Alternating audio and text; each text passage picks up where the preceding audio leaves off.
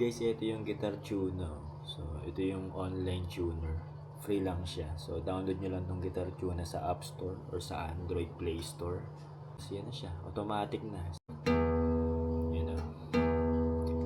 So, ibig sabihin, mababa pa. Tataasan natin ng konti. Yun. Kapag tumunog na yun, okay na yun. Nasa tono na. So, dumito sa letter A. Yun, nasa tono na yung A.